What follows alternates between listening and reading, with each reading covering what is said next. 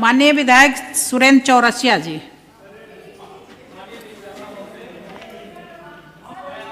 हूँ कि आपने उत्तर प्रदेश के अब तक के सबसे बड़े बजट पर मुझे बोलने का अवसर दिया। जो बजट वित्त मंत्री जी ने पेश किया है, ये माननीय प्रधानमंत्री नरेंद्र मोदी जी की जो विकसित राष्ट्र की संकल्पना है, उस संकल्पना को भी पूरा करने वाला बजट है। इस बजट में जहाँ पर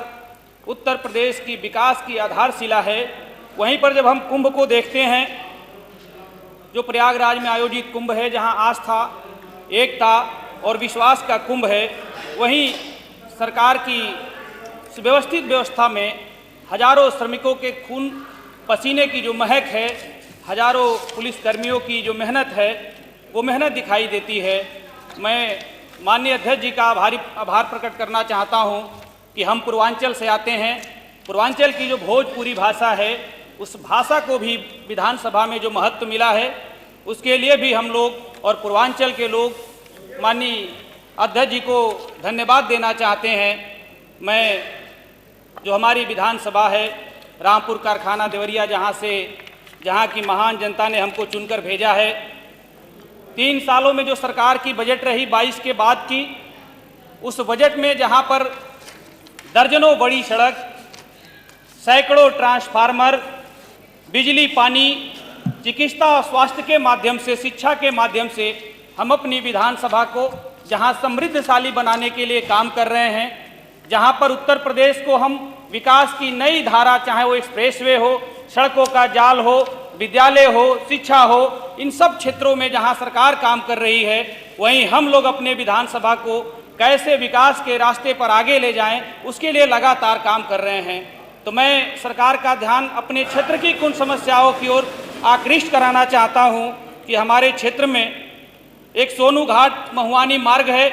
जहां पर रेलवे क्रॉसिंग है, जहां पर हमेशा जाम की समस्या बनी रहती है।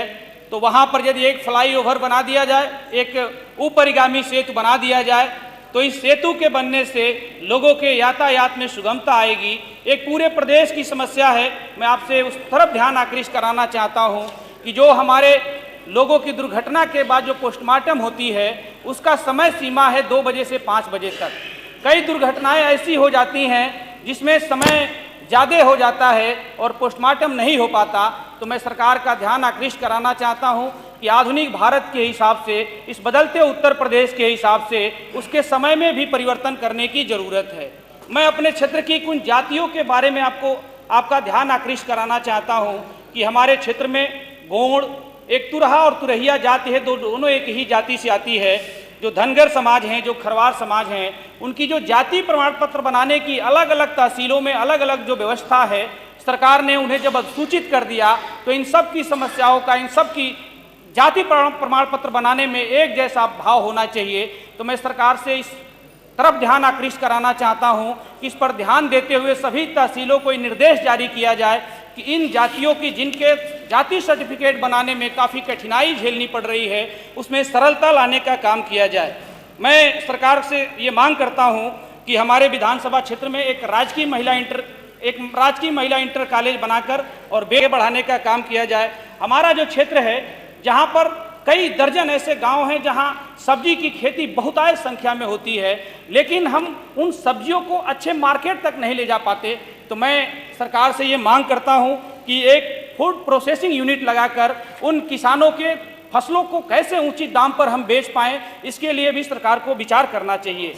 मैं सरकार को इतनी अच्छी बजट लाने के लिए, जो उत्तर प्रदेश के विकास के लिए, जो उत्तर प्रदेश के नौजवानों के विकास के लिए, जो उत्तर प्रदेश के बदलते उत्तर प्रदेश को विकसित राष्ट्र की मूल धारा में लाने के लिए जो लाई गई है, मैं उसका समर्थन करते हुए अपने क्षेत्र की जो जन समस्याओं पर आपका ध्यान आकृष्ट कराया हूं, उसको भी पूरा कराने हेतु जो हम 3 सालों में अपनी विधानसभा में एक विकास का नया कीर्तिमान स्थापित कर हम विधानसभा को जो समृद्धशाली बनाने के रास्ते पर काम कर रहे हैं, आपके माध्यम से वो विधानसभा और विकसित राष्ट्र की संकल्पना को पूरा कर पाए, इसके लिए उन बिंदुओं पर विशेष ध्यान देना बहुत ही जरूरी है। बहुत बहुत धन्यवाद। धन्यवाद विधायक जी, धन्यवाद।